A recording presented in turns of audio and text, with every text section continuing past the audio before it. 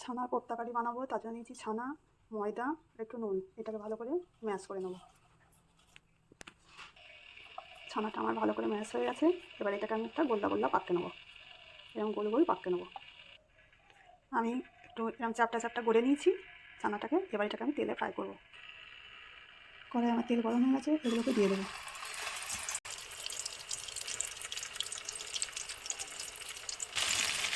এটা আমার ভাজা হয়ে গেছে, এবার আমি এটাকে তুলে রাখবো। ওই তেলে একটু জিরা ফোড়ন দিয়ে দেবো। আমার ফোড়নটা হয়ে গেছে, এবার আমি নামিয়ে দেবো।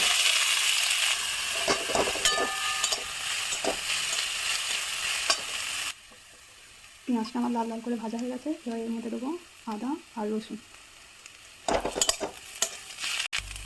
এখানে কিছু গুঁড়ো মশলা আছে, নুন আছে, গোলমরিচ আছে, ধনে আছে, জিরে আছে, কাশ্মীরি লঙ্কার গুঁড়ো আছে, হলুদ গুঁড়ো আছে এবং ঝালের জন্য লঙ্কা গুঁড়ো আছে। এটা আমি দিয়ে দেবো।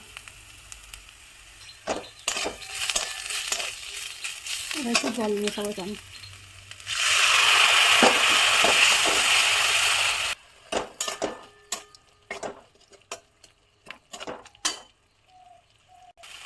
আমার মশলাটা কষা কষা হয়েছে, ওর মধ্যে এবার টক দিয়ে দেবো।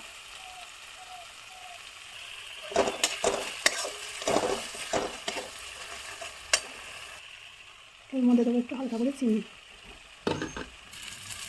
মশলা আমার কষা হয়ে গেছে, এর মধ্যে দেবো জল। এটা ফুটে উঠেছে, এবার আমি এগুলো দিয়ে দেবো কোপ্তাগুলো।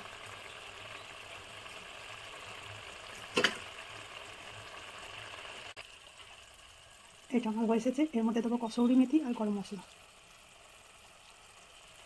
শেষে একটু ঘি দেবো। এটা আমার রেডি হয়ে গেছে। ছানার কোপ্তাকারি আমার রেডি হয়ে গেছে।